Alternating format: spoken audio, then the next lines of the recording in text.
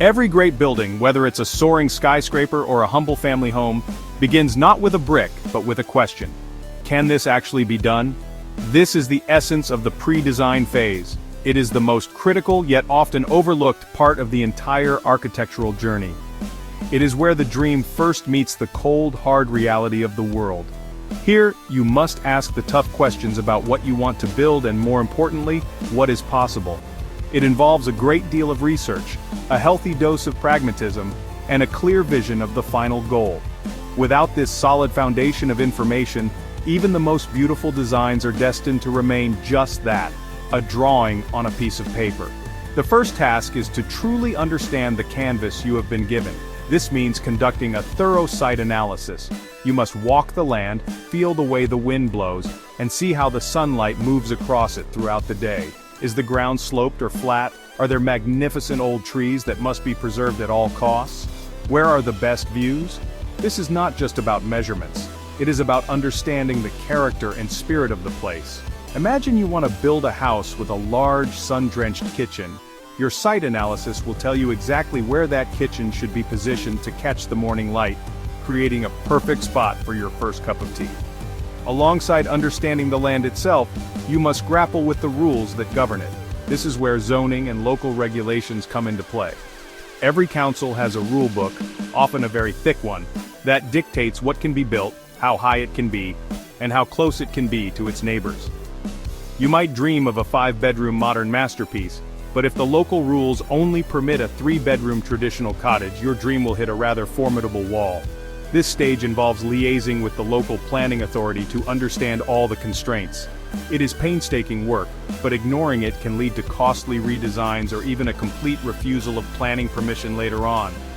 Finally, we must talk about the one thing that underpins every single decision: the budget. It is a simple, unavoidable truth that buildings cost money.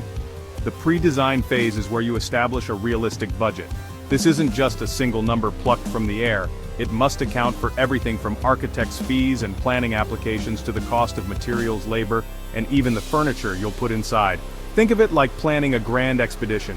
You wouldn't set off to climb Everest without knowing the cost of your equipment, your guides, and your supplies. A building project is no different. A clear budget, established early, is the map that guides every subsequent choice. Once the homework of the pre-design phase is complete, the real fun can begin. This is the schematic design phase, where ideas start to take a visible form. Here, the architect takes all that data, the site analysis, the budget, your list of hopes and dreams, and translates it into broad-stroke concepts. These are not detailed blueprints, they are sketches, simple floor plans, and massing models.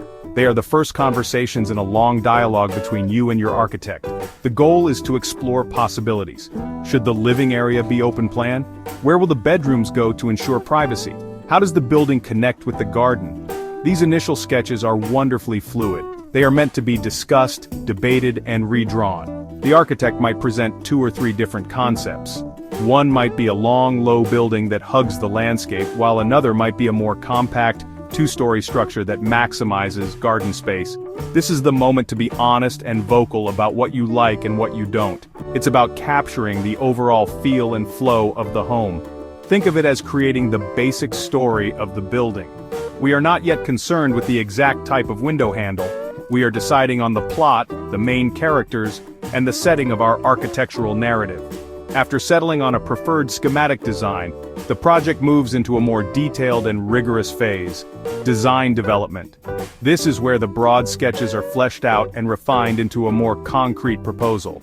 The simple boxes on the floor plan that were labeled kitchen and bathroom now get proper layouts. We start to think about the specific dimensions of rooms, the placement of doors and windows, and how one space flows into the next. The exterior of the building also gets more definition as we begin to consider materials. Will it be clad in timber, brick, or perhaps sleek metal panels? This is also the stage where other experts join the conversation. The architect will bring in structural engineers to figure out how to hold the building up, ensuring the open-plan living room doesn't cause the floor above to sag. Mechanical, electrical, and plumbing engineers will be consulted to plan for heating, lighting, and water systems. Their input is vital. The structural engineer might say that a particular wall needs to be thicker, or the MEP engineer might need space for ventilation ducts. The design must evolve to accommodate these technical requirements, creating a beautiful building that is also safe, comfortable, and functional. With the design refined and key technical questions answered, we enter the most intensive phase of the design process, the creation of construction documents. This is where every last detail is committed to paper, or more commonly today, to a digital file. The charming sketches and broad layouts are transformed into a highly detailed and technical set of drawings and specifications. These documents are the instruction manual for the builder. They leave nothing to chance, specifying everything from the thickness of the foundation concrete to the type of screws used to fix the plasterboard. This is the true blueprint for your home. This set of documents is incredibly comprehensive. It includes architectural drawings showing floor plans, elevations, and sections with precise measurements for every single component.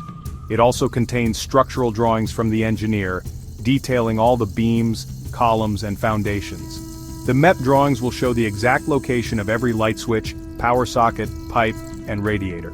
Alongside the drawings is a specifications book, which is a written document that describes the quality of materials and workmanship required. It might specify, for example, a particular brand of window, or the exact paint finish for the walls. The level of detail is immense, but absolutely necessary. Once this exhaustive set of construction documents is complete, the project is ready to be priced. This leads to the bidding and negotiation phase.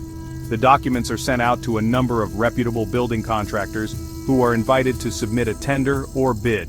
Each contractor will use the drawings and specifications to calculate exactly how much it will cost them to build the project, including materials, labor, and their own profit margin. This is a crucial moment of truth, where the theoretical budget you set all those months ago is tested against the reality of the current market. It can be a nerve-wracking time for any client.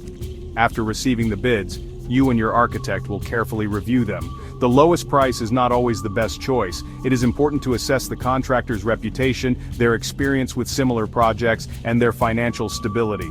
Sometimes a bid is low because the contractor has misunderstood something or is using cheaper materials. The architect will help you analyze the bids and may negotiate with the preferred contractor to clarify any points or make small adjustments to bring the cost in line with the budget. Once you are satisfied, you will sign a contract with your chosen builder, and the dream is finally ready to move off the page and onto the site. The signing of the contract marks a major milestone. The design is complete, the builder is chosen, and the diggers can finally roll onto site. This begins the construction administration phase. While the builder is now responsible for the physical construction, the architect's role is far from over. They now act as your representative on site, the guardian of your original vision.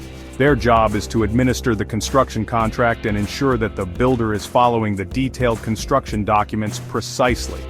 This is where the quality of those drawings really proves its worth. A clear instruction manual prevents mistakes and disputes. Throughout the build, the architect will make regular site visits. They will walk the half-finished corridors, inspect the work that has been done, and answer any questions the builder might have. What happens if a supplier delivers the wrong type of brick?